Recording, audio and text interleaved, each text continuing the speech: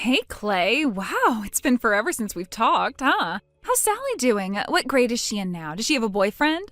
I've got so many questions to ask. We have a lot of catching up to do. I feel really bad about making you wait 10 years for me, but I wanted to let you know that I'm sorry for that. But it's all right now. I'm ready to get back together again. Who are you? Come on, you know who I am. I'm your ex-wife, Maria. Sorry, doesn't ring a bell. I think you have the wrong number. Clay, there's literally zero chance that you don't remember me. I'm being serious, so stop screwing with me. I don't know what to tell you, lady. I have no idea who you are. I do seem to remember being married once. If I recall correctly, my ex-wife one day left a letter to me on the kitchen table that said, "I'm sorry, but I've found my true love." It turned out she had dropped off our daughter at daycare and then up and vanished into thin air. I haven't heard anything from her since, but I've forgotten all about her. I don't even remember her name anymore. Clay, for the last time, stop acting like a child and listen to me. I am trying to have an adult conversation here if you don't mind. I don't know. I usually only have adult conversations with, adults. And speaking of acting like a child, I've been caring for a child the last 10 years while you've been off doing God knows what. I could have sworn I blocked your number back then. How are you even messaging me now?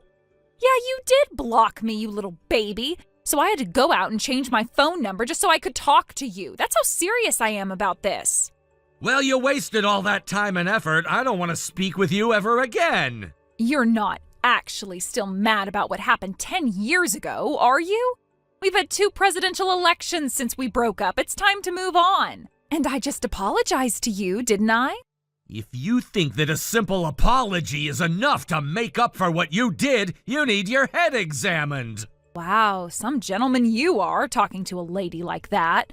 But it's all right, I'm prepared to be the bigger person, so I'll apologize again. I'm sorry, Clay. You're a real piece of work, Maria. I mean, you're acting as if you legitimately believe that you didn't do anything wrong. I didn't do anything wrong, though. It was all his fault. He came onto me so hard that I just couldn't resist. I made a simple mistake, and it could happen to anyone. So if you want to be mad at someone, be mad at him. I'm just as much of a victim as you are. He tricked me. You know, I think you could probably skip getting your head examined and just go straight to being locked up in a mental asylum. There you go again, emotionally abusing me. You want to talk about emotional abuse, Maria? Okay, let's talk about it. 10 years ago, I finished work early and went home expecting to see my wife waiting for me. Instead, I found a letter saying you were running away with another guy. Then just a few seconds later, I get a call from Sally's daycare saying you still hadn't picked her up. What sort of effect do you suppose that had on my emotions, huh? Yeah, I know. I maybe should have done things a bit differently. Maybe? A bit? But you know what? Forget about me. I'm a man. I can take it. Sally, however, is still a young girl. She was 3 years old when her mother abandoned her, Maria. Do you have any idea how hard that was for her? Wow, she was only 3 back then? That doesn't seem that long ago. And yeah, I guess a girl does really need her mother at that age. If you were aware of that, then what were you thinking running away like you did? Again, Clay, I was tricked, deceived. It wasn't my fault. Taking care of Sally was crazy stressful for me. I wasn't thinking properly.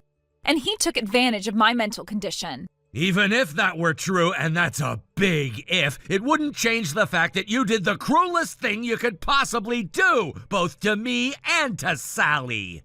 I know that, Clay. I know. It was wrong of me to leave you and Sally behind. I realize that. And that's exactly why I'm telling you that I want to come back. Why is that so hard for you to understand? Why is it so hard for you to understand that you're neither wanted nor needed? You only knew Sally for 3 years, and as of today, you've been gone for 10. She's gotten used to life without the mother who abandoned her when she was 3 years old. I don't think you're taking Sally's best interests into account, Clay. What's better for a child, to have a mother or not? You've been taking care of her all by yourself these last 10 years, haven't you? That must have been really hard on you. But don't worry, I'm going to be there to help you out from now on. That would be better for you, Sally, and me. It would have been better for all of us if you hadn't left in the first place. You're the reason she's been without her mother all these years. And above all, I have zero interest in getting back together with you. I've had my sister here to help me out with Sally, so there's absolutely no reason for you to come back home now. Like, putting on this strong and stoic act is only going to hurt you and Sally. And you've been making your sister help you? Think about how much trouble you've caused her. And if you'll just take a moment to swallow your pride and think clearly, I know you'll realize what the right thing to do is.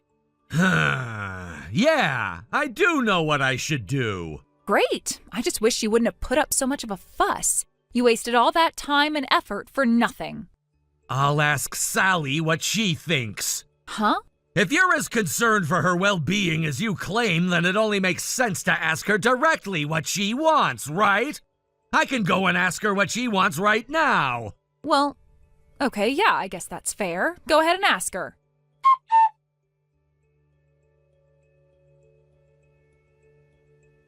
Sorry to keep you waiting. There was a lot of background information to cover. Good grief, it took you long enough. And don't give me any crap about background information. It's a really simple question. Does Sally want me to come back, yes or no? Well, let's hear it. What did Sally say? Dad told me that he would give you my answer for me, but I was firm that I wanted to be the one to speak to you myself. Wait, Sally? Is that really you? Oh my God! Hey there, princess. Mommy's missed you so much. I bet you've gotten a lot taller since I last saw you. I can't wait to meet you. We have so much to catch up on. Catch up? Catching up would imply that we used to have a relationship. But that's not the case for us. We never had a relationship. I don't even know you. You're a total stranger to me. And Dad always told me to never go with strangers. What are you talking about, sweetie? I'm not a stranger. I'm your mom. No, you're not. I don't have a mom. Oh, don't be silly, baby. Of course you have a mom. She's me. I'm your mom. Oh no, I think I know what's going on here. It's him, isn't it? He's gone and told you all sorts of lies about me to try and make you hate me. Well, don't you worry one little bit, Sally. I am every bit your mom, your one and only mom. I'm not a stranger. I was there when you were born. You just don't remember me, that's all. I know it'll all come back to you once we meet up, though. I do have memories from way back then, actually. Faint memories, but memories nonetheless. But I always thought that the woman in my memories was Aunt Stacy, the woman who always looks after me while Dad is at work.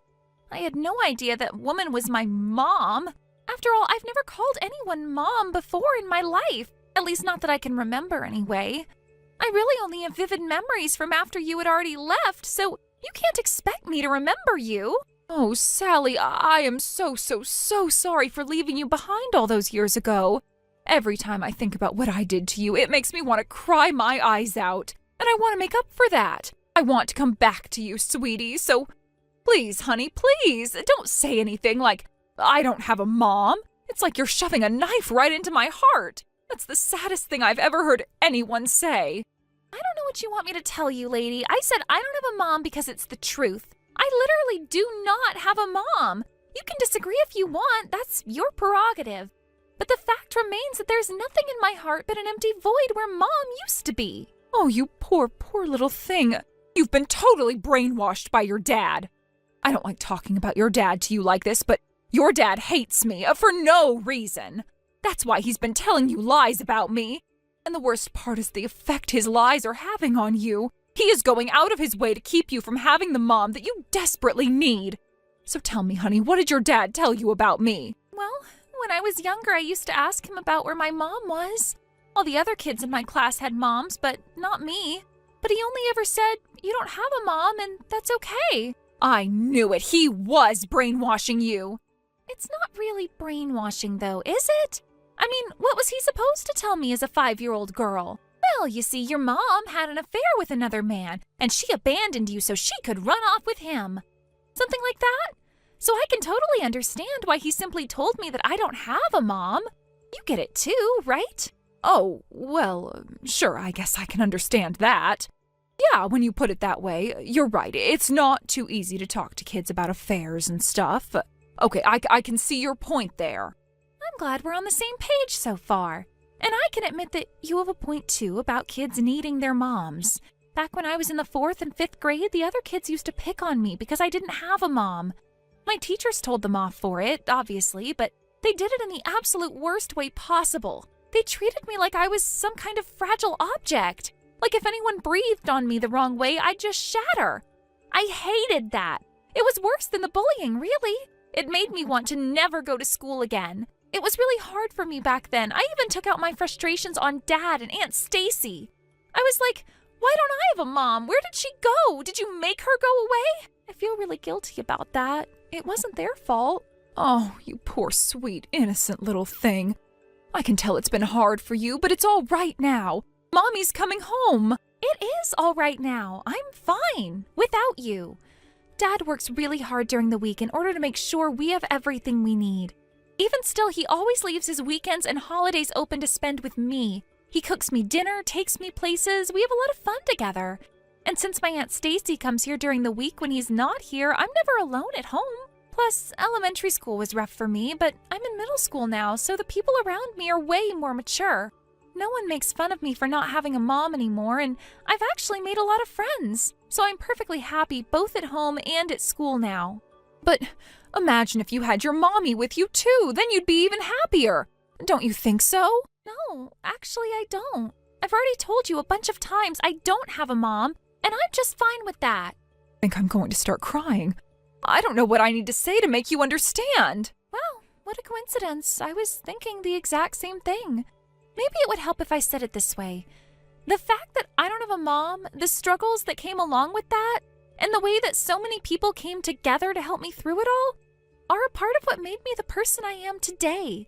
I'm perfectly happy with the way things are. In other words, I don't need some random person forcing their way into my life and mucking it all up. Hey, hold on. I am not some random person. You may not remember much about me, but that doesn't change the fact that I am your mother. And as your mother, I deserve a lot more respect than you're giving me. I have been nothing but kind to you during this conversation. Huh. Looks like your conversation didn't go exactly as you had hoped. Clay, is it you again? Yep. Sally had a really satisfied look on her face when she handed me back my phone just now. And looking through your conversation, it looks like she said all that she had to say. What an eloquent girl. I'm impressed.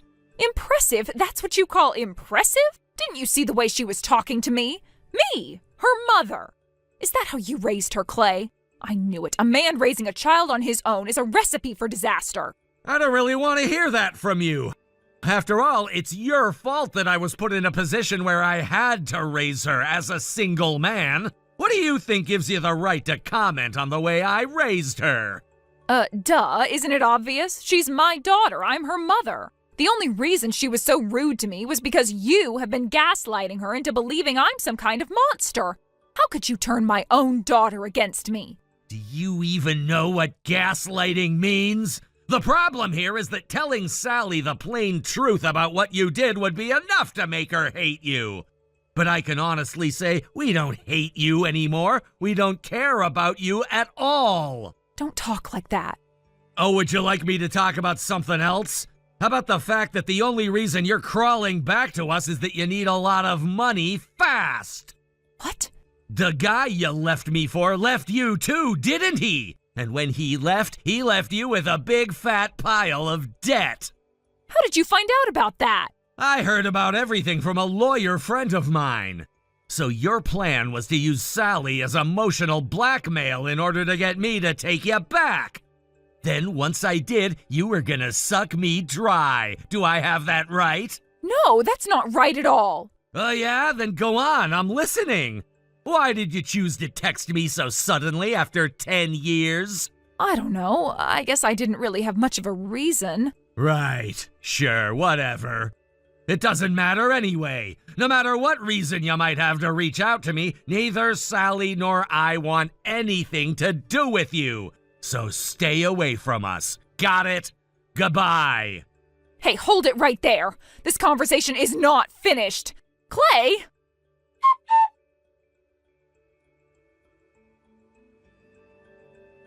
She kept on sending more and more obnoxious texts after that, so I blocked her number again.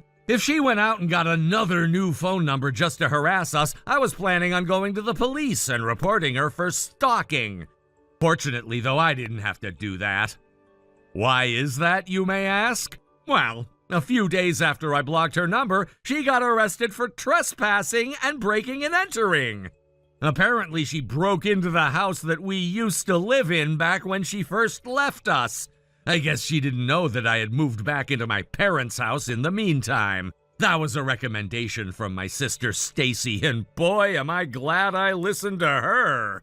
I feel really bad for the people we sold the house to. They didn't deserve to get dragged into this. I gotta say, I was pretty moved when I read through the conversation that Sally had with Maria.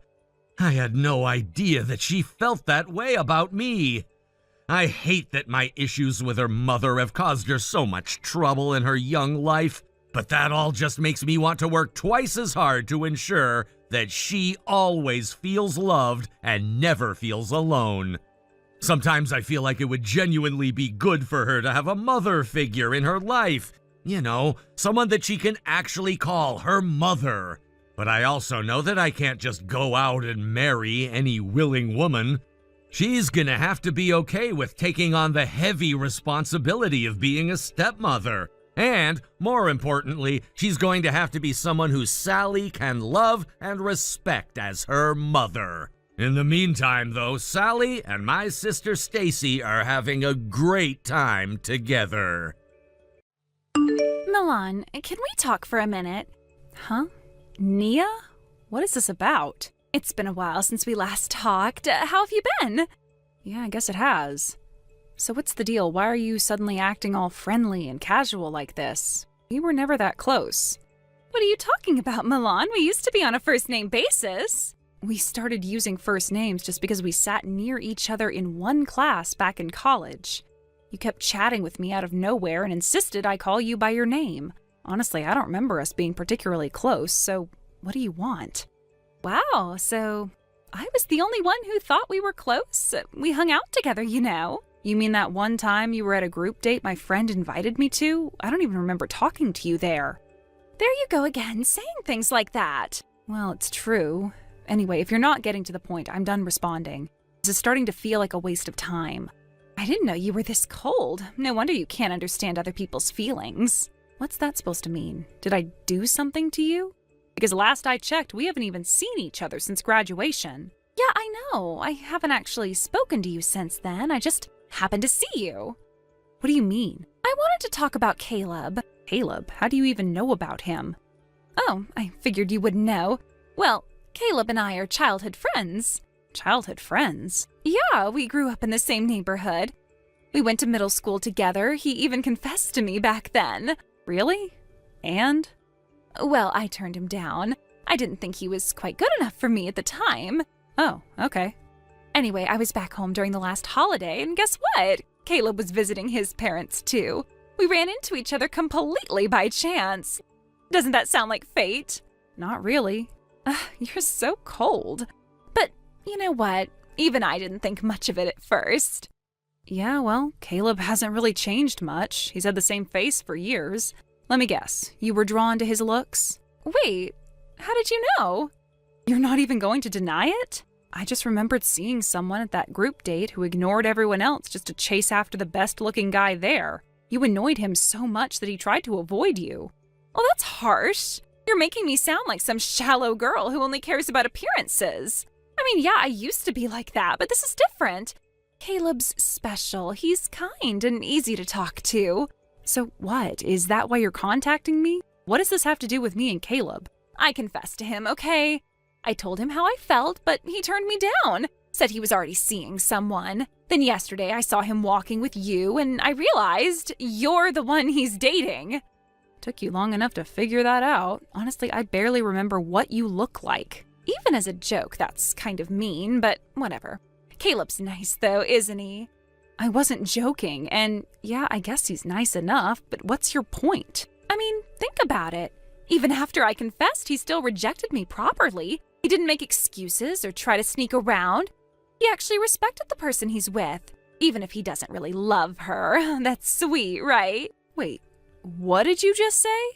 That he's sweet? No, the part where you said, even if he doesn't really love her. Are you seriously talking about me? Yeah, obviously. And what exactly makes you think that? Because he confessed to me before. Why would he suddenly be in love with someone else? Clearly, he's just dating you because he couldn't get over me. Are you serious right now? Of course I'm serious. He's always liked me. Why would that change? I doubt he's met anyone more attractive than me since then. Wow, you are unbelievable. You really think the world just pauses for you, huh? It's not like that. I'm just being realistic. I mean, back then, Caleb was so obvious about how much he liked me. He couldn't even talk to me without stumbling over his words. His face would turn red just by standing next to me. Do you really think feelings like that just disappear? Yeah, it's called moving on. People do it all the time. I don't buy it. He's just pretending with you. Maybe he's just tired of being single, or maybe you're just convenient. I mean, no offense, but Caleb's way out of your league. There's no way he's really into you. Right? And I'm sure you telling yourself that makes you feel better. You know what? Fine. Believe whatever you want, but you should know when I talked to Caleb, we actually had a great conversation. He remembered so much about me. Stuff I didn't even think he'd still remember. He remembered my favorite color, the old nickname my friends used to call me, even the way I used to tie my hair back in middle school. Doesn't that say something? Yeah, it says that Caleb's polite enough not to ignore you. It doesn't mean he's secretly in love with you. You're being ridiculous. You can't seriously believe he's really over me. I can and I do. Look, if you think Caleb's still stuck on you, that's your problem, but don't drag me into your little fantasy. It's not a fantasy. Caleb and I have a history. You're just some phase. He's with you now because he's unsure of himself. Once he realizes that, he'll come back to me. If you really believe that, then why are you even calling me? If you're so confident that Caleb's going to leave me for you, why are you wasting your time trying to convince me? Because I wanted to warn you. I thought you deserved to know that you're just a placeholder. I figured if you had any self-respect, you'd walk away before you got hurt. Wow, that's rich coming from you. Here's a better idea. How about you deal with your own rejection like an adult instead of pretending you're trying to help me? Caleb told you no. Maybe you should try respecting that instead of acting like you're entitled to him. I'm not acting entitled. You're literally telling me to break up with my boyfriend because you think you're somehow guaranteed to win him back. That's pathetic. I'm just being honest. I'm trying to help you. No, you're trying to make yourself feel better. You want to believe that Caleb only rejected you because of me, not because he's just not interested in you anymore. That's the truth you can't face. That's not true. If you're so sure Caleb still wants you, go ahead and keep waiting for him. But I'll tell you right now, Caleb's not coming back to you. He's with me now and he's happy, so whatever little story you're telling yourself, it's not real. What? Nothing. No, seriously, don't give me that. What's going on? I told you it's nothing. Forget it. You know, I've been thinking. You're only dating Caleb because you forced yourself on him, right? I bet you cornered him, made him feel like he couldn't say no. Caleb's far too nice for his own good, so I am sure you just pressured him until he gave in. Wow. You really believe that? No. Caleb's the one who asked me out. Yeah, right. Don't act like I'm stupid. I already know what really happened. No, you don't. Not even close. Look, this is what I really wanted to say. Oh boy, here we go. What is it this time? I want you to break up with Caleb. What? You heard me. I want you to break up with him. Yeah, no. What? Why not? Because this is insane. Why would I break up with my boyfriend just because you told me to? Because you're just in the way. Caleb doesn't really love you. He's just too nice to say it. He's trying not to hurt your feelings, that's all. So if you actually cared about him, you'd let him go. And what makes you think I'd just take your word for that? Because Caleb loves me. He always has. And I love him too. If you weren't in the picture, we'd be together already. Face it, he's practically my boyfriend. You're just temporary. You're actually serious right now, aren't you? Of course I'm serious. I've been waiting long enough. Just break up with him already. Okay, wow. Listen, let me make this crystal clear. I am not breaking up with Caleb because you've got some weird fantasy about him. Whatever you've been telling yourself, it's not real. If you won't break up with him, then we're not friends anymore. Are you okay? Seriously, we were never friends to begin with. So, yeah, I guess we're done now. Tragic. Don't say that. We've always been friends. Do you want to be friends or do you not want to be friends? Pick one already, because I am honestly not interested either way. Ugh, just break up with him already. He deserves someone like me, not you. Mind if I ask you something? What now? You said Caleb isn't even your type, right? That you weren't really into his looks at first? Yeah, so? So what changed? I don't know. We were talking and I found out he's the CEO of his company now. He's not that much older than me either, and honestly, I was surprised. I didn't think someone our age could already be that successful. Ah, got it.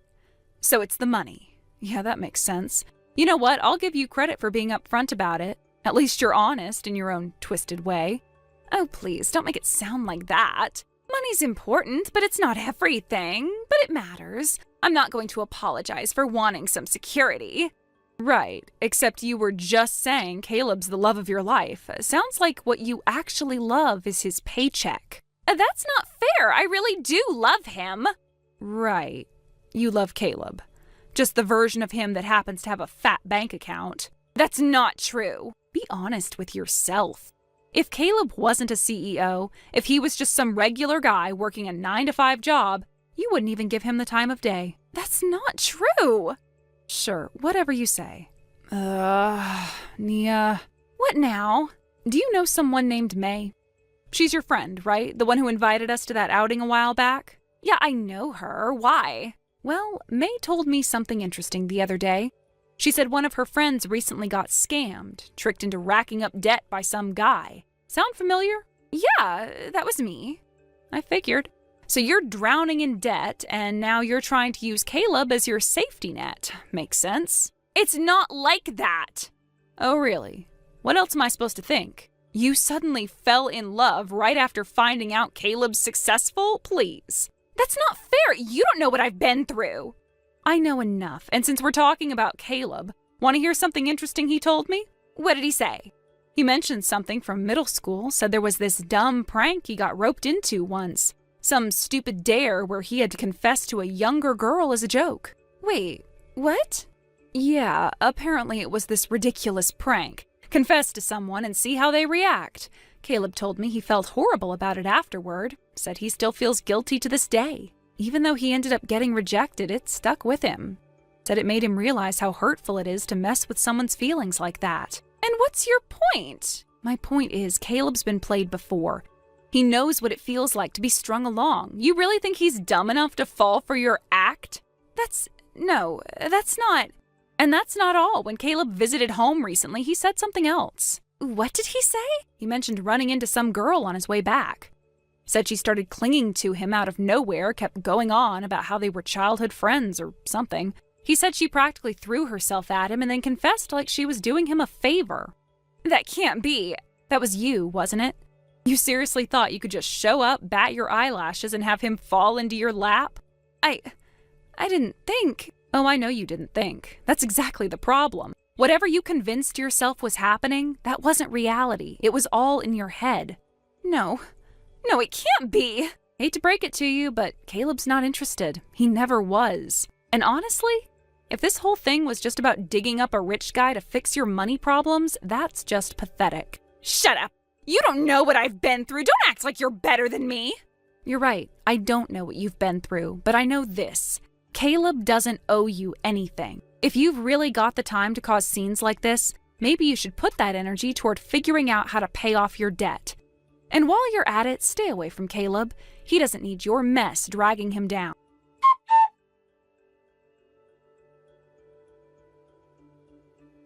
After that, I didn't hear anything from her for a while.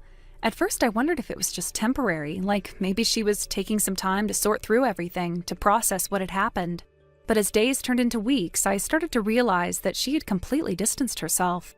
It was almost as though she had vanished without a trace. The silence was deafening, and it left me with a feeling of uncertainty, not just about her, but about what had transpired between us all. It wasn't until later that I heard from May. She had gotten some details about what had happened to her after our last encounter. Apparently, she had thrown herself into trying to pay off the debts that had been hanging over her head. She must have been desperate, as we all can be when faced with financial pressures. But instead of finding a way out, her attempts had only made things worse. In her rush to solve that problem, she had ended up accumulating even more debt, spiraling deeper into the hole she had already dug for herself. The realization hit me hard. Debt is not something to be taken lightly. It can entrap people in ways they don't even anticipate. I had known that financial struggles were a reality for many people, but hearing how much she had gotten caught in it made me realize just how easy it is for someone to fall victim to a vicious cycle. It made me reflect on how dangerous debt really is. It doesn't just affect your bank account, it affects your peace of mind, your sense of security, and your mental health. The worry, the constant anxiety about how to make ends meet, how to pay off what you owe, it's overwhelming. And I could see how quickly it can spiral, how someone can make one bad decision after another while trying to dig themselves out, only to end up even further in the hole. I was thankful that I had never been in that position, but hearing May's account made me more aware of how easily it can all unravel. May also told me that one of the worst parts of it all was that she had been tricked. In her desperation, she had fallen victim to a scam, someone who promised to help her get back on track only to make things worse. I couldn't help but feel a sense of anger and frustration. People who take advantage of others when they're most vulnerable are the worst kinds of predators. Scams like that are an unfortunate reality for so many, and I felt a strange mixture of sympathy and concern for her. She had been in such a difficult place that she couldn't even see the manipulation happening right in front of her. I have always known that people like that exist, but hearing how easily they could exploit someone made me more cautious in the future. It's scary how quickly trust can be shattered, how quickly one's life can be altered in the worst way possible when they least expect it. Despite everything, I had already moved on from the chaos that surrounded her. At that point, I had made a decision to marry the man I loved. We were in a stable place now, with no more uncertainty clouding our future. There was no fear of being tricked into something like a marriage scam because I knew my partner was someone I could trust completely. We had already been through so much together, and our relationship had only grown stronger. His business had finally become successful after years of hard work, and it was because of that success that he felt confident enough to propose to me. I couldn't have been happier. It wasn't just the proposal itself that made me feel so confident. It was the culmination of everything we had worked through together. His hard work, determination, and loyalty to me were qualities that I admired deeply. I had seen the highs and lows of his journey, and I was proud to stand by him through it all. His success wasn't just his own, it was ours. It felt like the reward for all the time we had invested into each other, for all the faith we had placed in one another. As I reflected on everything, it struck me just how differently things had turned out for both of us. While she had continued to struggle, constantly battling against the tide of her own choices, I had managed to find peace and stability. I had built a life with someone I could count on, someone who loved me unconditionally, and I was now preparing to marry him.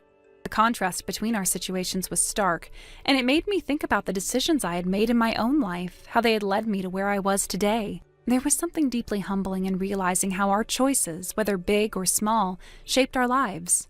In some ways, I almost felt a sense of guilt about how things had turned out. I didn't wish for her to suffer, but at the same time, I knew that her situation was a result of her own actions. She had made reckless choices, trusted the wrong people, and ultimately found herself alone and burdened by debts she couldn't handle. It was a harsh lesson, but one that I think she would have to learn on her own. The more I thought about it, the more I realized that there was nothing more I could do for her. Sometimes you have to let people face the consequences of their actions, no matter how hard that may be. And while I couldn't change her fate, I knew that I was in control of my own future. I had worked hard to get where I was, and I was not going to let anything, or anyone, ruin the happiness I had found. I had learned so much from the past, lessons about trust, responsibility, and the importance of making careful decisions. And with those lessons, I was moving forward, ready to start a new chapter with the man I loved. Thank you for watching and listening. We hope you enjoyed the video. Don't forget to like this video and subscribe. Also, feel free to leave a comment about what you thought of the story. We look forward to seeing you at the next story. Hey, Elliot. Got a minute? I need to talk to you about something. Lainey? Yeah, I've got some time. What's on your mind? Did you hear about the announcement? Announcement? What announcement? The one from the kindergarten. They're having a performance this Saturday. Don't tell me you didn't know. Oh, that. Yeah, I know about it. You sounded so serious. I thought it was something bad. So, what about the performance? Huh, that's a pretty casual reaction. You make it sound like it's no big deal. I'm kind of cold, don't you think? It's the kid's big moment, and you're acting like it's nothing. That's not true. The way you started the conversation threw me off. I thought something was wrong. Of course I'm excited about the performance. Oh, really? Well, I'd hope so. What's that supposed to mean? I mean, Amy's playing the lead role, right? Of course you're excited. So you knew. But listen, it's not like I'm excited just because she's the lead. I'd be proud of her no matter what role she's playing. Oh, please don't act like you're above all that. Excuse me? What's that supposed to mean? Come on, everyone knows being the lead is better than some background role. Don't pretend you don't care about that. Don't put words in my mouth. That's not how I feel. Oh, yeah? So you're saying you wouldn't mind if Amy weren't the lead? Exactly. As long as the kids enjoy themselves, that's what matters most. Then let Cam take the lead. What? I'm saying let Cam take the lead role. If it doesn't matter to you, then it shouldn't be a problem, right? Are you serious? That's impossible. See, I knew it. You're just pretending it's not a big deal, but deep down, you don't want to give it up. That's not what I meant. Look, it's not something we can just decide ourselves. The teachers are the ones who assign the roles. I'm not asking you to change things yourself. All you have to do is tell the teacher that Amy wants to give up the role for Cam. Easy, right? That's ridiculous. And no, I'm not doing that. Why not? Because Amy's been working hard on this for weeks. She's excited about it. You can't just expect her to step aside. And anyway, did Cam even say she wanted the lead? I don't recall her being the type to throw a fit about this kind of thing. Of course Cam wouldn't whine about it. But when I heard about the performance, I asked Kay what role Cam had, and she told me Cam wasn't the lead. So obviously Cam must have wanted it. Well, that sounds like you're just assuming things. Either way, I'm not asking Amy to give up her role. You'll have to let it go. Come on, just let him have it. You said the role didn't matter, but clearly you're just pretending. That's not fair. I said I didn't care about what role Amy got, but what Amy feels is a different story. Can you understand that? Why are you so fixated on this? Because Cam's better suited to the role. She's cuter and she's smart enough to pick up the lines quickly. She's perfect for it. You're seriously making this about looks? It's not just that. Cam's charming. She's the type that people naturally want to watch on stage. Don't you get it? She deserves the spotlight. I think we're done here. Goodbye. Wait, you can't just walk away. Listen, I already told my parents about the performance. They're flying in to watch Cam, and if she's not the lead, it's going to be embarrassing. That's not my problem. I doubt your parents will throw a fit just because Cam's not the lead in a kindergarten play. You don't know that. Look, just do this one thing for me. Tell the teacher Amy's giving up the role. Otherwise what? Otherwise, I'll start telling everyone that Amy stole the role from Cam. I'll make sure all the moms know that Cam was supposed to get the lead, but your family forced her out of it. Are you serious right now? You'd really stoop that low? Try me. If you don't give up that role, I'll make sure your family's completely isolated. No more playdates, no more invitations to parties. You'll be an outcast. You know what? Fine. Go ahead. Tell whoever you want. No one's going to believe you. Oh, they will. People love a good story, especially one where the bad guy is easy to point out. Just imagine what they'll say when I tell them how Amy's parents pressured the teacher to pick her over Cam. I'm not playing this game with you. I already sent screenshots of this conversation to the mom group. Excuse me? I'm not kidding. I screenshotted the whole thing. Everyone's going to know how you refused to let Cam have a chance, even after I begged you nicely. I'll make sure they know you're selfish, entitled, and only care about your kid being the star. Huh? The mom group. Didn't you get a notification? Mom group? What's that? I've never heard of it. Oh, you weren't invited? Well, that's unfortunate. What? So I'm the only one left out? That's horrible. Yeah, must have been some kind of oversight. Oh, wait, since you're feeling left out, let me fill you in on how everyone reacted after I posted our little chat. Wait, what do you mean posted? I shared our conversation with the mom group. Figured they should know about what's been going on. You what? Why would you do that? Because you were threatening to spread lies about Amy. You said you'd tell everyone that Amy stole Cam's role, so I figured, well, better show everyone the truth first. But what did they say? Let me read some of the comments for you. Lainey's acting ridiculous again. Honestly, she's probably better off not being in the group. She doesn't even seem to care about her own kids' feelings. Did she even ask Cam what she wanted? Maybe that's why she didn't know about the performance until now. And now she's threatening people just to make herself look better? Wow. What is this? Exactly what I said. It's how the other moms reacted after seeing our conversation. But why is everyone saying such awful things about me? Well, for starters, the roles for the play were decided weeks ago. The kids have been practicing for a long time. Memorizing lines takes time, after all. You only just found out about it because you weren't paying attention. If you'd been listening to Cam, you'd have known much sooner. Cam never told me. Oh, come to think of it, she didn't even want me to read the announcement flyer. Maybe that's because she knew how you'd react. What's that supposed to mean? I mean, look at how you've been acting. Going on and on about how only the lead role matters, like anything else is worthless. Can you blame Cam for not wanting to tell you she didn't get the lead? Why would she want to hear her own mother belittling her role? That's not fair. I didn't know. Actually, Cam chose her role herself. The kids volunteered for their parts, and Cam put her hand up right away for the role she's playing. One of the teachers mentioned it when I was helping out the other day. What? No one told me that! Let me guess. You heard the name of the play, assumed there was a princess role, and asked Cam if that's what she was playing. When she said no, you jumped to conclusions. Sounds about right? I thought so. Cam's not upset about her role. You are. Honestly, I think she's excited about her part. She's been working hard on her lines, and I heard she's doing a fantastic job. But if Cam wanted that role so badly... She didn't. Cam picked her role because she liked it. And for the record, the lead role wasn't just handed to Amy. A bunch of kids volunteered for it, and they ended up deciding with a game of rock, paper, scissors. Rock, paper, scissors?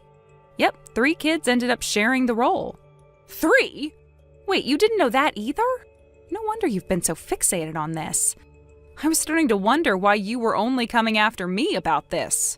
Well, guess that clears things up. The other 2 kids probably just aren't close to Cam, so their names never came up. Why would they need 3 kids for one role? Because the lead role has way more lines than the others. It's too much for one child to handle alone. Splitting it 3 ways makes it manageable. Then what was the point of this whole conversation? I don't know. Were you hoping to brag about Cam standing out and stealing the spotlight? Sounds like you were more worried about how things looked than how Cam actually felt. Honestly, I feel bad for her. That's not true. I just wanted her to have a chance to shine. By forcing her into a role she didn't even want? That's not supporting her, Lainey. That's just feeding your own pride. I wasn't trying to... You know what? Forget it. Cam deserves better than this. She's a sweet kid, and she's already been working hard on the role she chose. You pushing her into something else just because you're worried about what your parents will think, that's not fair to her. I'm not pushing her. Aren't you? Cam's been practicing quietly this whole time, and you didn't even know. If she wanted the princess role so badly, don't you think she'd have told you herself? Instead, she didn't even want you to see the flyer. Doesn't that tell you something? Look, I get it. You're proud of Cam. You want her to stand out, to be the star. But you're so caught up in that you're ignoring what she wants. I just wanted her to feel special. She already does. You should have seen her the other day showing off her costume to the teachers. She was beaming. You know why? Because she's playing the role she wanted, and she's good at it. I didn't know. Of course you don't. You were too busy trying to get her something she didn't even want. I didn't mean to make things worse for her. Then fix it. Talk to Cam. Ask her about her role. Really listen this time. Because right now you're the one making her feel like she's not enough. What if she's disappointed? What if she really did want the lead and she just didn't tell me? If that's the case, then be there for her. But I think you'll find she's proud of what she's doing. Cam's stronger than you're giving her credit for. I'll talk to her. Good, because honestly, she deserves a mom who's cheering her on, not one who's fighting battles she never asked her to. I messed up, didn't I? Yeah, but it's not too late to fix it. Just let Cam be Cam. That's all she's asking for.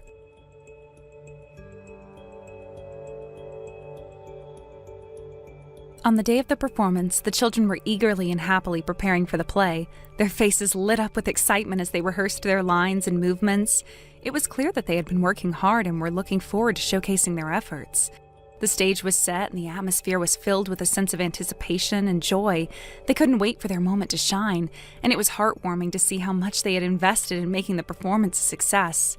Among them was Amy, who, like the others, had her own set of nerves and excitement. Cam, too, was full of energy, but there was an added weight on her mind. Although the children were all focused on their roles and rehearsing in their own way, for Amy and Cam, the day held a mix of emotions, especially after what happened earlier. After the performance came to an end, everyone was buzzing with excitement. It had been a success, and the children had done a remarkable job. The applause from the audience was loud and full of admiration, and it was clear that the hard work they had put into the play had paid off. Amy and Cam, along with the other children, felt a sense of accomplishment. It was a moment that they would remember, a culmination of their efforts, and it felt like a small victory.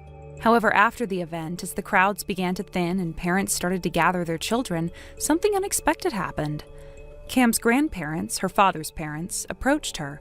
They were warm and welcoming, but there was a noticeable tension in the air. It wasn't the usual cheerful greeting one might expect from family members, but rather a conversation that carried an undercurrent of discomfort and a certain weight of responsibility. Cam had known that something was off, but she hadn't anticipated what they were about to say. Her grandparents began by acknowledging the performance, but their words soon took a more serious turn. They made it clear that they knew about the trouble Cam had caused in the past. Specifically, they brought up the incident where Cam had caused some problems and the fact that she made things difficult for people around her. The conversation then shifted to the apology Cam had made, or rather the apology she hadn't made in the way they thought was necessary. Her grandparents expressed their concerns about the way Cam had handled things and the impact it had on everyone involved, especially her friends and those who had been affected by her actions. They made it clear that they felt Cam needed to reflect on what she had done and make amends, but that there was still a long road ahead before things could be set right. It didn't end there. The conversation continued to delve into the difficult territory of her behavior, with the grandparents pointing out how Cam's actions had caused discomfort not only for the people directly involved, but also for others who had been a part of their social circle. Her friends had been put in an awkward position, and some of them had been hurt by her behavior. It was a harsh reality that Cam had to face, but she knew deep down that the truth of the matter couldn't be ignored. As the conversation unfolded, her grandparents revealed the decision they had made in consultation with Cam's husband. They had decided that Cam should return to her parents' house for a while to reflect on her actions and figure out how to move forward. It wasn't an easy decision for them to make, but they felt it was necessary for Cam's well-being and the well-being of the family. They expressed concern about the way things had been going and wanted her to have the space to think things through and heal. Amy, standing by Cam's side, could see the sadness in her friend's eyes. Cam didn't speak much at first, as the weight of the situation seemed to settle in. The idea of leaving was difficult, and the thought of being separated from her own home was a hard pill to swallow. However, she understood why it had come to this point. It wasn't just about the mistakes she had made, it was about the broader consequences and the need for some time to reflect, grow, and rebuild relationships. Cam's grandparents, although firm in their decision, were not without compassion. They told Cam that they understood how hard it must be, and they reassured her that their love for her had not wavered. They had only made this decision because they believed it was the best thing for her, even if it didn't feel like it in the moment. They didn't want to push her away, but they felt that the time had come for Cam to face the consequences of her actions and take responsibility for them. Amy, despite the sadness she felt for Cam, could see that there was a sense of kindness in the way her grandparents were handling the situation. They weren't being punitive or harsh, rather they were offering Cam the opportunity to reflect and grow in a way that would help her become a better person in the long run. And though it was painful to hear, Amy understood that sometimes difficult decisions had to be made for the greater good. Cam, for her part, listened quietly, her mind racing with a mixture of emotions. She felt a deep sense of regret for the way things had turned out, but she also recognized that this was a chance for her to take a step back and make amends. Perhaps this separation would be the space she needed to clear her mind, to truly reflect on the mistakes she had made, and to find a way to move forward in a more positive direction. Her grandparents continued to speak kindly, even as they informed Cam that her return to her parents' home was inevitable. They spoke about how living with her grandparents might offer a fresh perspective and a supportive environment. They reassured her that despite the tough love they were showing, they only wanted what was best for her, and that she would have the chance to rebuild her relationship with everyone over time. Amy, though sad to see her friend in such a situation, couldn't help but think that perhaps this would be the best thing for Cam in the long run. The grandparents had always been warm and understanding, and the idea of Cam living with them for a while might be the healing process she needed. They would offer her the stability and support she required, and hopefully, in time, Cam would find a way to rebuild her life and restore the connections she had damaged. Thank you for watching and listening. We hope you enjoyed the video. Don't forget to like this video and subscribe. Also, feel free to leave a comment about what you thought of the story. We look forward to seeing you at the next story. Hey, Kennedy. What's up? Are you having fun on your trip? Yeah, of course. I'm really enjoying it. Just today I've gotten to visit so many places and everything's been amazing. I've never traveled like this before, so it's a whole new experience. You left pretty early this morning, didn't you? Have you made it to your hotel? Yeah, I'm already here. Why? What's going on? Oh, I just wanted to chat with you for a bit. I had something on my mind. Sure, what's it about? Well, this is kind of a side note, but I was really surprised when you suddenly decided to go on a trip all by yourself. I mean, you said you were going to Seattle, right? That's pretty far. I was shocked that you were able to get all the way there. And I bet it cost quite a bit, didn't it? Yeah, it wasn't exactly cheap, but, I've been planning to travel more in the future, so this trip is kind of like the beginning. I've been saving up little by little for a while now. Finally, after all this time, I got to take my first big trip. Wow, I didn't realize you'd been saving up for so long. I honestly had no idea. Well, I invited a few friends to come along too, but they all turned me down. Even though I offered to pay for them, they said they'd only go once they could afford it on their own. So you're saying you've got some extra money, huh? That's pretty impressive. Hey, Jan. Yeah? So, what's the real reason you wanted to talk to me? Ah, right. I guess I can get to the point now, Kennedy. What? Do you happen to know anything about my credit card? Huh? What are you talking about? No, I don't know anything about it. Why are you asking me? Well, I only realized it was missing this morning, right after you left. The night before last, I was going through my cards, and I definitely had it then. And yesterday, I forgot to bring my card holder home with me, so I left it at the house. I thought maybe you might have noticed it or seen something since you were here the whole time. I even tried calling you earlier today, but I guess you didn't get the message. Oh, right. Well, now that you mention it, I'm sorry. I didn't even think about it. I've been so caught up in sightseeing that I didn't pay attention to anything else. Yeah, I get it. But just to make sure, you don't know anything about it, right? No, don't. Sorry. I didn't mean to be any help. Well, I guess that means you don't know anything about it. It's fine. I'll figure it out. Wait, what's wrong? Are you okay? You seem upset. Honestly, I am not okay. If you didn't know anything about it, I'm wondering if I should report it to the police. I mean, if someone's using my card, it's better to act fast, right? What? The police? Why would you call the police? Well, that's the usual thing to do when your credit card is missing. You have to report it right away to prevent any fraudulent charges. Oh, I don't know. Does it really need to be that serious? Kennedy, I'm not sure you understand the gravity of losing a credit card. Since you don't have one, maybe you just don't realize how important it is. Is it really that big of a deal? You don't even get it, do you? Are you making fun of me? No, I'm not trying to mock you. I'm just trying to explain that losing a credit card isn't something to take lightly. Wait, I get it now. Since the card can be used to buy all sorts of things, you're worried that someone might pick it up and use it, right? You're just panicked because you don't want someone else to spend money with your card. Exactly, and you should understand why I'm worried. If someone uses the card without permission, it's a huge problem. Wait a second, though. Are you sure you understand how credit cards actually work? What? Of course I know how they work. No, a credit card isn't just something you can use like cash. It's a way to buy things now and pay for them later. Do you even know what that means? Wait, what? Can you explain it again? Okay, listen carefully. When you use a credit card, the company pays for the purchase up front. But you're not paying right then. You have to pay the company back later. Essentially, it's like borrowing money. Oh, so if someone uses my card, I'm the one who gets the bill later? Yes, exactly. And that's why I'm so stressed about it. If my card gets lost, I'll be responsible for any charges made with it. Huh, I see. But do you really have to go to the police? Did you even hear what I just said? It's really important to report it to the police as soon as possible if someone finds and uses your card. But we don't even know if anyone used it yet. What if you just misplaced it somewhere? If you wait too long and someone uses the card, it's already too late to do anything about it. And you're acting really suspicious about it. Is there a reason you're so against reporting it to the police? What are you implying? Are you accusing me of something? That's horrible, Jan. Oh, I'm accusing you now? Well, maybe you don't realize it, but you used my card, didn't you? You knew about it all along, didn't you? What? No, I didn't. I didn't even think about it that way. I didn't think you would, but if you actually knew what you were doing, you'd realize how much trouble you're in. What do you mean? Don't act like you don't know. I can see it on your face. You know you've been using my money. And don't even try to make excuses. You took my card without asking, and now you're just playing dumb. Well, fine. What's the big deal? It's not like you're actually losing anything. It's your cards, right? Your money is the one that's really affected. Of course I'm affected. You're using my card for things I didn't agree to, and that's stealing. You think it's funny that you're going on a vacation and I'm the one paying for it? It doesn't really matter to me. It's not like I'm actually losing anything. It's all your money anyway, right? You're just mad because you're not the one enjoying the trip.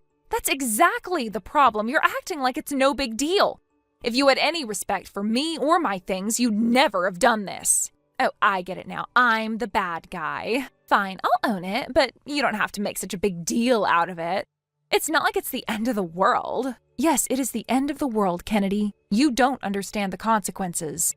You think it's all fun and games, but when the bills come in and I'm left paying for your mistakes, you'll see how serious it really is. Whatever. I'm enjoying my vacation, and you're just mad because you have to pay for it. Enjoy your life, Jan.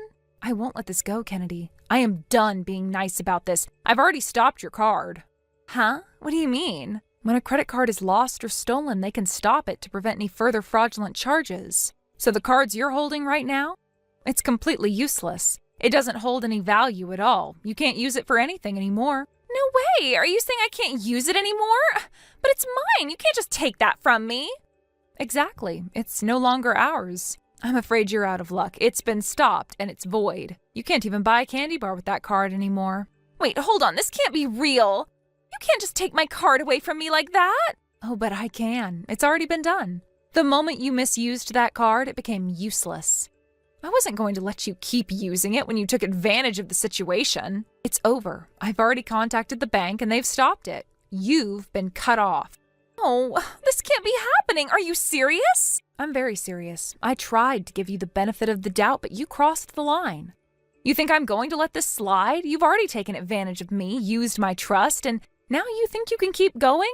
Not anymore. Wait, please. This isn't fair. You can't just leave me high and dry. What am I supposed to do now? What were you planning to do when you took the card? Use it for yourself and hope I wouldn't find out? Well, you're not going to get away with it. You didn't think about what would happen if you got caught, did you? I didn't think it through. I was desperate. I didn't think you'd find out so soon. Please, just let me have it back. I'll make it right, I promise. Just please. I'm sorry, but I'm afraid it's too late for that. You had your chance, and now you're dealing with the consequences. The card is gone, and I am not going to just hand it back to you. You'll have to live with this. No, this isn't fair. This is all your fault. You're making this worse than it has to be. My fault? Are you serious right now? You're the one who stole from me. You took what wasn't yours. You took my trust and threw it away. This is all on you. If you're looking for someone to blame, you should start with yourself. No, I didn't mean to steal from you. I just needed the money. I didn't know what else to do, and I was scared of what would happen if I didn't. I didn't want to be stuck in this mess, and I thought I could fix it before you noticed. Scared? Scared of what? You thought you could fix it before I noticed? You didn't even think about the consequences of your actions, did you? You thought you could take what isn't yours and just get away with it. And now you're trying to blame me for this? I didn't know what to do. I didn't think it would go this far. Please, just don't make it worse. I'll fix it. I'll do anything. Just don't make me lose everything. Lose everything? You already did that when you decided to steal from me. Everything you had is gone because of your choices. It's all gone. Please don't tell Mom and Dad. Don't make it worse. I'm begging you. I'm sorry, really. I messed up. I know I did, and I'll make it right. Just please don't tell them. Oh, you think I'm just going to cover this up for you? Do you think I'm going to let you keep hiding what you did? I'm not your personal cleanup crew. You made this mess, and now you need to clean it up. You don't get to hide from your mistakes. I won't tell them, but it's not like I'm going to just let you off the hook. I've already made arrangements and they know what happened. What? You've told them? No, please, you can't do this. Please don't tell them. They'll hate me. You're ruining everything. They know. I'm not going to let this slide just because you're family. I told them and we made a decision together about how we're going to deal with this. And trust me, you're not going to like it. Please, please don't do this. I'll work it off. I'll do whatever you want. Just don't make it worse. I'm begging you. Don't tell Mom and Dad. I can't lose everything. I already told them and the decision is made. There's no going back now and I'm not going to let you get away with this. You're going to have to face the consequences whether you like it or not. Wait. You can't do this to me. I'm your family. You can't just leave me hanging like this. I made a mistake, but that doesn't mean I deserve to lose everything. Don't you care about me at all? I care about you, but this isn't about that. This is about what you did. You made a choice and now you have to face it. Don't you get it? This isn't about family. It's about what's right and wrong. And what you did was wrong. I'm not going to protect you from the consequences. What am I supposed to do now? You've taken everything from me. What am I supposed to do without the card, without the money? I'm stuck here. You're going to figure it out just like everyone else does when they screw up. You don't get to hide behind your mistakes and think that everything will just magically work out. You have to face it. You have to take responsibility. I can't do this. I can't handle it. You don't understand. This is too much for me. I can't take it. You can, you will, you have to. This is the reality now. You can either face it or you can keep running from it. But either way, it's not going away. So what now? What happens to me? What do I do? I can't go back, not after everything. Well, you have two options. You can either continue down this path to try to avoid your responsibilities and end up losing everything, or you can face what you've done, take accountability for it, and try to make things right. But how am I supposed to fix this? I can't even pay for anything now. I'm stuck here without money, without a way out. You're not completely stuck. I've already talked to Mom and Dad and we made arrangements for you. You're going to have to work hard, but you'll be able to pay for things in the end. It's going to take time, but that's the price you pay for your actions. I don't know if I can do this. I don't know if I'm strong enough for all of this. You are. You have no choice. But I'll be there to help you through it. This isn't going to be easy, but you can get through it. You just need to stop running and start facing the reality of what you did.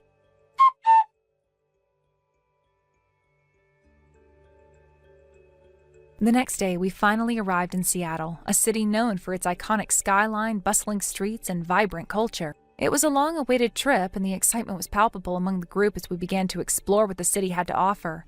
Little did we know that the day would be marked by more than just sightseeing. It would also be defined by the presence of someone who had, quite frankly, overstayed her welcome before we even arrived.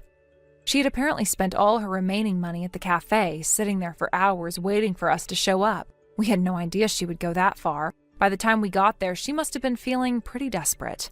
Honestly, it felt like she was using us to pass the time, or perhaps to gain some sympathy, hoping that we would feel bad for her situation. She was being, well, a bit of a burden. I couldn't help but think that we were dealing with more than just a friend. We were dealing with someone who didn't quite understand boundaries. From the moment we walked into the cafe, it was clear that her demeanor had shifted. She didn't greet us with the usual enthusiasm or warmth. Instead, she seemed to almost shrink into her seat, avoiding eye contact, and it became evident that she was feeling the weight of the decisions she had made. I mean, how could she not? She had spent money that wasn't hers to spend and was now reaping the consequences. Guilt and embarrassment were written all over her face. We tried to move past it and enjoy the day anyway, as we had come to Seattle for a reason. To see the sights, to experience the culture, and most importantly, to have a good time. The day was beautiful, the weather was perfect, and the city was alive with energy. We toured some of the city's most famous landmarks like the Space Needle and Pike Place Market, and explored the bustling neighborhoods that were full of life and history. But despite the fun we were having, there was an underlying tension, and that tension seemed to come from her, who remained quiet and distant the whole time. It was as if she didn't want to be there at all.